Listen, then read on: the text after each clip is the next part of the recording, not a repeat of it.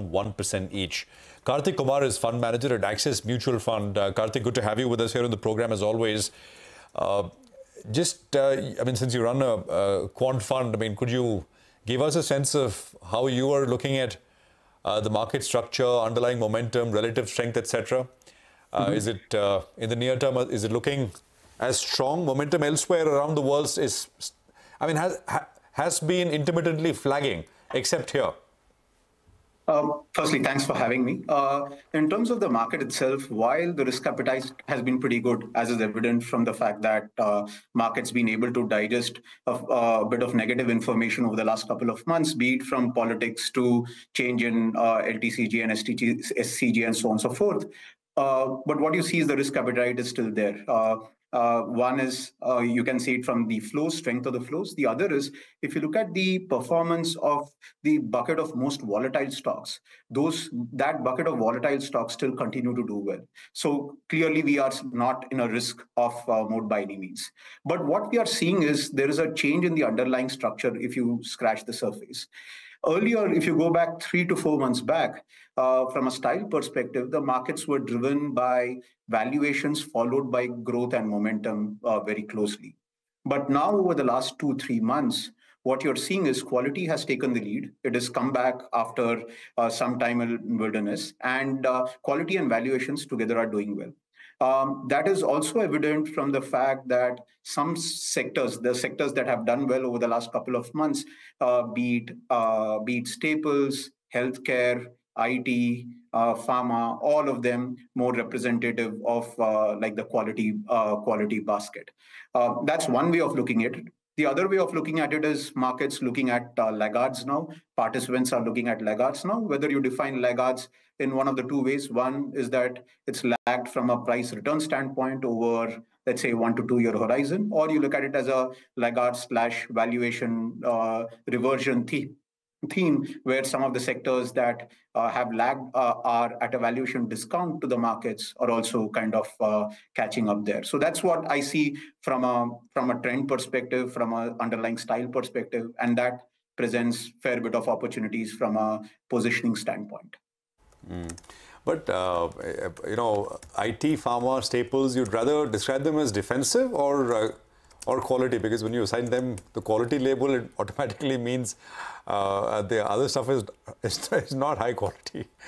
And and also, secondly, Karthik, I mean, that was just in jest, but actually, you want to answer it if you want to. Second is, as you go higher, as you keep going higher, in every market it happens, right? The quality of new ideas keeps coming down because at the end of the day, there's only so many high quality ideas that one can come up with. But if money is coming in and you've got to put in money, you are hard pressed for ideas. So you start to look at things which you normally would not do.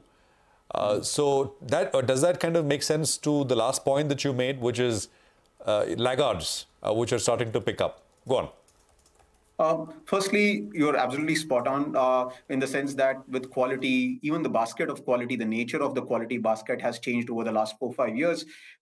Previously, they would be dominated by these sectors for a lot of fundamental reasons that we could have gone in detail had we had the luxury of time. But over the last 4-5 years, what we've seen is the quality basket itself has diversified to include a lot of these cyclical sectors as well. I also refer to some of these sectors more from a popular view standpoint, where these sectors are normally associated with quality. With regards to your point on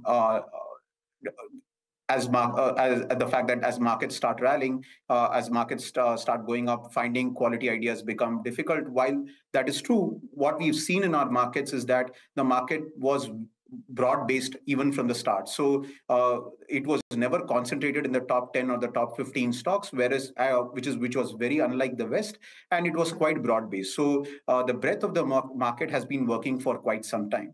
So I look at laggards more from a valuation reversion standpoint is how I look at it.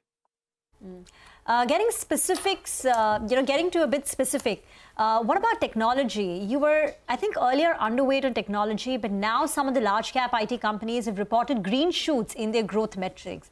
Would you be looking to change your assessment on tech? I still continue to remain underweight tech.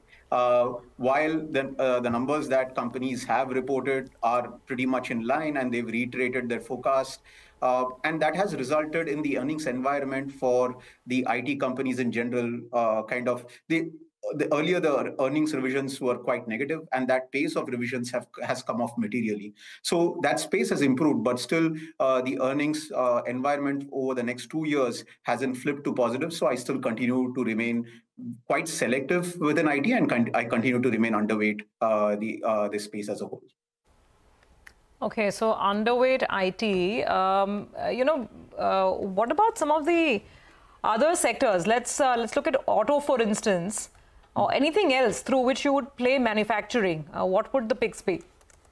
I've been overweight autos, auto ancillaries.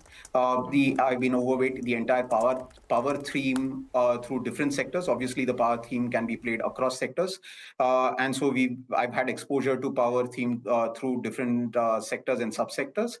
So those are the two ways we are playing manufacturing. But apart from that, I'm also overweight pharma, and I'm overweight staples as well, selectively within staples. But staples is more a function of stock selection rather than sector allocation call. What about QSRs? They've been laggards. Are you expecting any sort of a mean reversion here?